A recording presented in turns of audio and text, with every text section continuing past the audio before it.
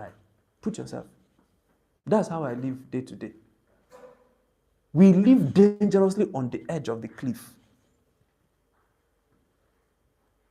God, if you don't help me, I will die. Then the help will come. If you don't get to that edge of the cliff, you will not see that side of God. Because you are too comfortable.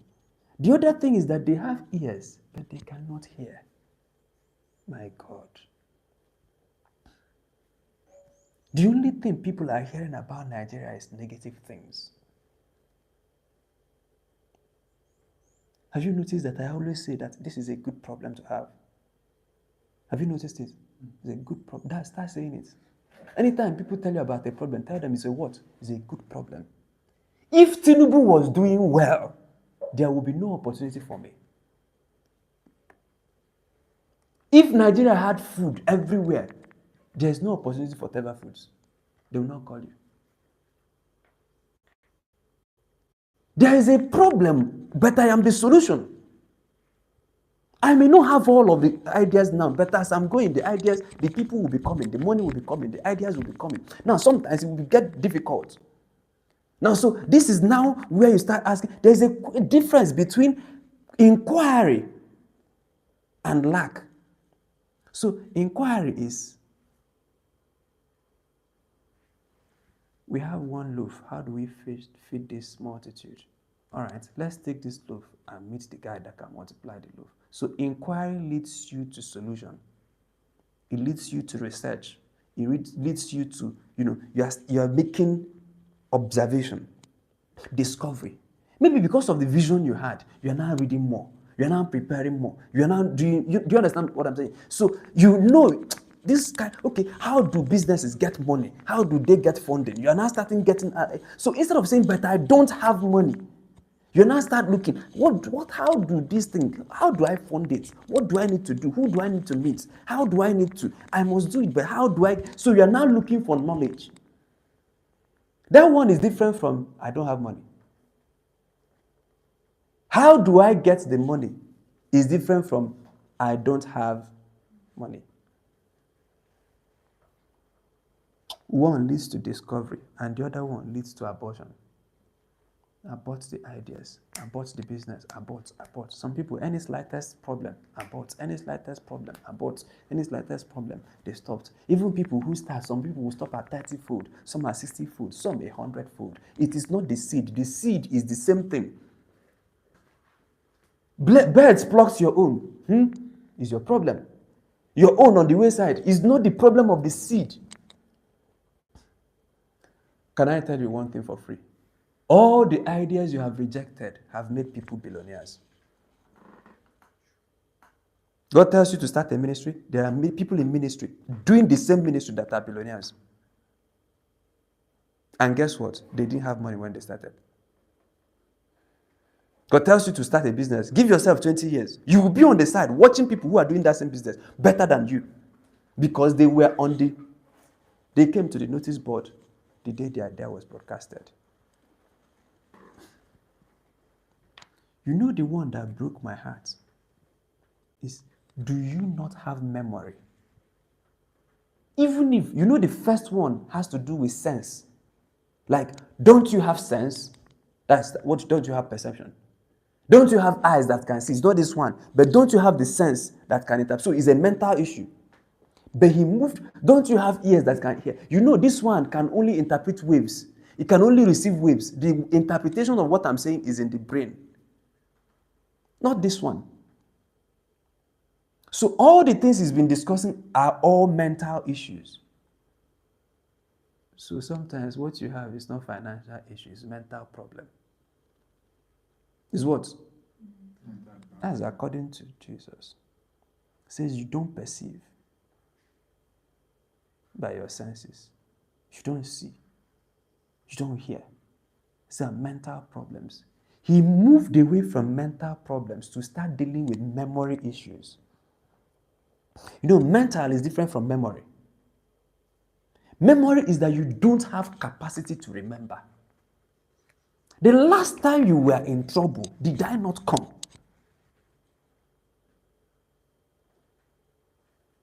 I remember in my own life, there were times I would say, if only I can have 100,000, all my problems will finish. Have you been in such a problem? The 100,000 did not come, but the problem did not kill you. Is it not true? Now, when next you need 200,000, remember, when that 100,000 problem did not swallow you. That's what he's telling them.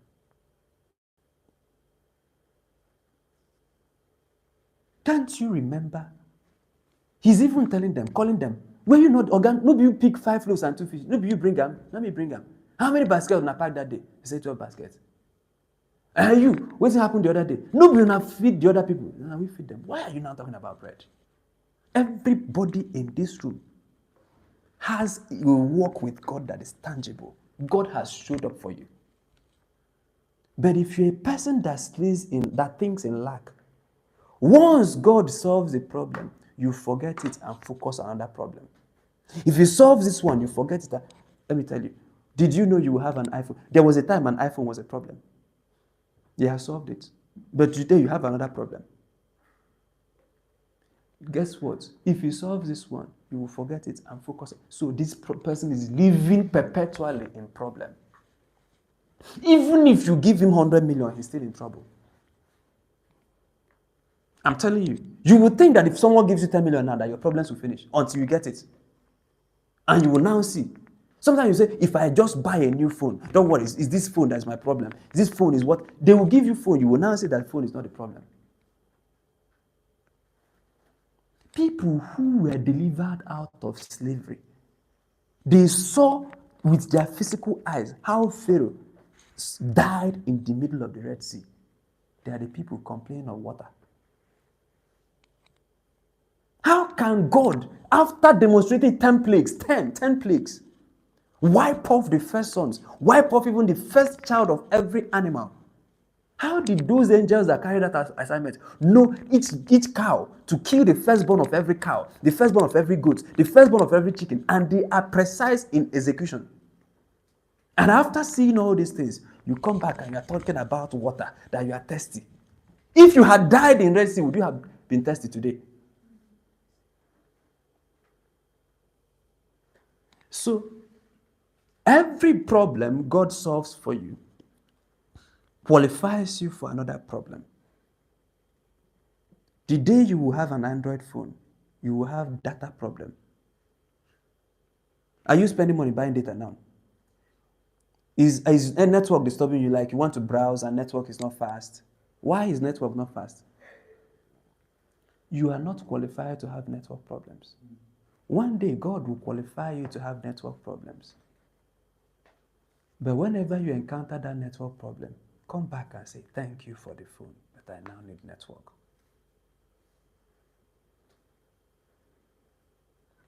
Is your husband beating you? Are you quarreling with him? What of your children? They are sick. Are you struggling with school fees for your children?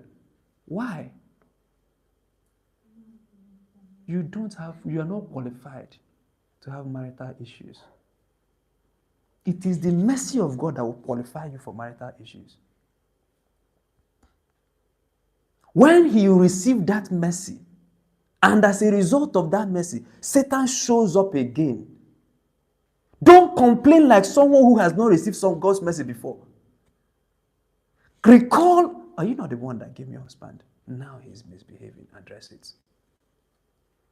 I thank you for the husband. That this matter. Address it. I am grateful for the children, but I can't be spending my money in the hospital. I am grateful. Are you looking for fruit of the womb? Daniel, what of your wife? Are you guys looking for fruit of the womb? Not yet. You're not looking. Why are you not looking for fruit of the womb? You're not qualified. How do you approach God for fruit of the womb if it ever comes? With gratitude. You brought me out from the Red Sea. Now I want to drink water. Don't complain. Don't grumble. Don't talk about lack. You remember. So every miracle of God, document it. Remember. Remind yourself. The song says, count your blessings. Name them one by one. Do you know what counting your blessings will do for you? It will open up a door of opportunity. Because now you are going around the road, you are seeing, instead of seeing problems, you are seeing opportunities. Because that thing that you would have said, it will not work, you will remember the last time it worked. It may not be in the same magnitude. Apply for masters. Now, who will pay for my masters?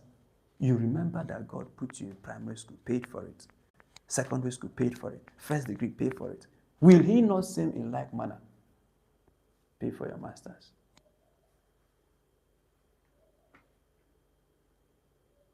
Let me ask you, how much did your whole university cost? An estimate. All your house rent for 4 years, plus all your school fees for 4 years. If you went to a standard university in the federal university, it will not cost up to 1.5. Okay, let's call it 2 million.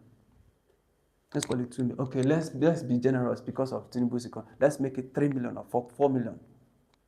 Did you have that 4 million when you wrote JAMB? Do you know that there are people, they've not written JAMB today because they're looking for 4 million? Then why are you not in school? I said, I have nobody that will pay my school fees. I said, how much is school fees? They don't know. Have you written JAMB first? You can buy JAMB form at 7.5. Buy it and pass JAMB. Let us not see money for school fees. It's mental problem that the person has mental issues. It's not money. It's not financial issues. I'm telling you. You don't have money for school fees, but you can buy 7.5. Even if you don't have 7.5, 2 weeks to JAMB, you can go and serve Mason. You can go and do anything. If you can put your mind to work, you can get 7.5. True or false? Start with that. Now I have passed JAMB and I've been offered admission. You're looking for acceptance fee. That same God that gave you money for JAMB can pay acceptance fee. After acceptance fee, first semester exams is coming. He can still pay. Even if he doesn't pay, he will give you a favor before your lecturers. They will say, nobody will write the exam until you pay school fees. That day, they will forget it.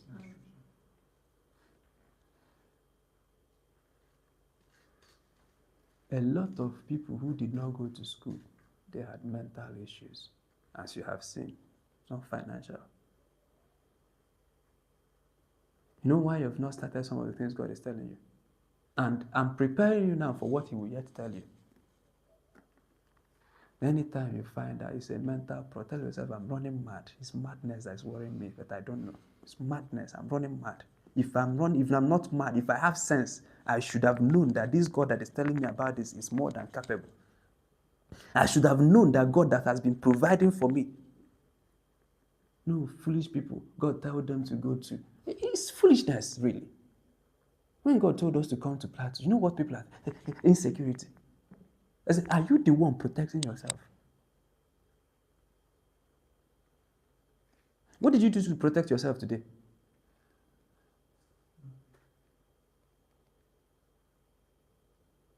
No, some people have walked their way out of their destiny. Nobody around me walks anything. I tell anybody around, don't walk your JAMB. Don't walk your NYSC posting. If they post you to Katangora, carry your bag and go there. Let me see the devil that will kill you. Oh, you don't know that people serve in Borno and come back alive, and some people die in Abuja. Oh, you don't know that even in Sambisa today, people live in Sambisa up to 90 years, and people are dying in the UK. You don't know that people are drinking dirty water, and they are alive. You that is drinking such as water is dying early.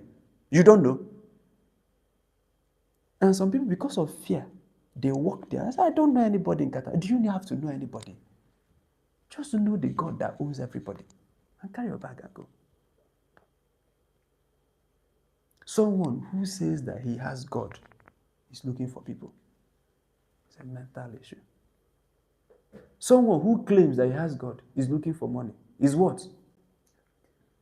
Say it well. So anytime God gives you an idea and you say, I don't have, just remind yourself that it's madness. This is not pure madness. You're just dancing naked. Because if you claim that you know God, you should know what he can do. And you should remind yourself of what he has done. I have problems that God has solved for me. I have problems. He has, if I doubt God now, it's a deliberate act. The way I married, by the mercy of God, I have not even turned 24. And I have pushed it, did everything a young person can do to convince my in-laws. Every problem everywhere. Say I'm too young, I don't have something stable that I'm doing. Say that I'm even not a Catholic. Did all manner of things.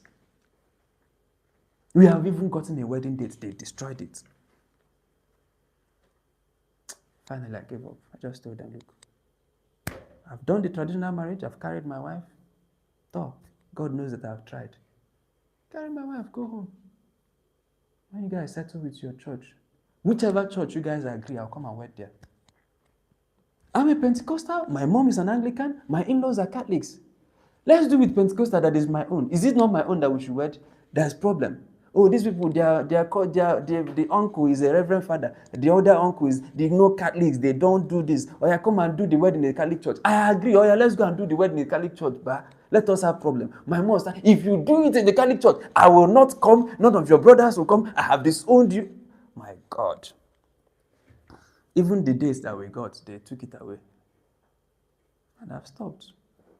On July 10th, the 9th, my father-in-law called me and said, when are you guys doing the wedding? Meanwhile, to show that we had faith, we were doing marital class, even with all that problems. So do you guys want to get married? I said, don't tell me about marriage. I'm not interested again about your wedding. Still asking my wife, I'm not interested. Anytime, go and settle with my mom and your people. Anytime you guys, anywhere you guys call us, we'll show up there and get our marriage blessed. Chikena? That's why I go and put it anywhere you want. I said, are you serious? I said, yes. I dropped the call. I called my pastor. I said, my father-in-law just gave his consent. He says, can he write it down? I said, yes, of course, I can get him to write it down. What date are you looking at? So let me look at the church calendar. Say, in August, we start our corporate fasting. We'll fast from August to September. In September, we'll do this program. The next available date is in October. This was happening on July 9th. I said, I can't be October. He says, okay. I said, I want to do this. What of July? No, this was happening April 29th. No, May 29th. No, June 29th. Sorry, June 29th. I said, let's do this before July 12th. And I was willing to wait in less than 2 weeks. He says, no, the other people have started marital class before you guys, so they'll wait before you guys. All right. So when is the available date? They put it to October. I said, no. He says, but there is a date in July 30th. That's the only opening. If not, you guys will have to wait till October. I said, put it that day. I will not swear for you guys. I did not have 10,000 anywhere in the world when I put my wedding date. No money anywhere. And I knew that I would wed debt-free. The small money we had, we just used it to print invitations. So we're just printing invitations and sending to people. I'm just giving you invitation. The hall has no. I use faith to claim the hall. Use faith to claim the food. I was spending from faith. On the wedding day, there was no one bottle of malt to give to our guests. Not one. I told them, go and hire chests. You know what chests are? Those coolers, those things that look like fridge that are actually constructed. You now put ice block in it and close it. Do you know what they are? Chests now. Don't you know chests?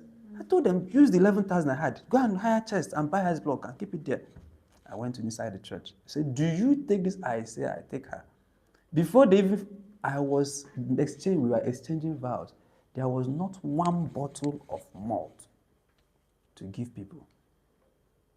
After exchanging vows, we started taking pictures. I had the family of the bride. I was there dancing, smiling, doing my hand like this. I was not bothered. One man came. I can't forget the suit he's wearing. I know his name.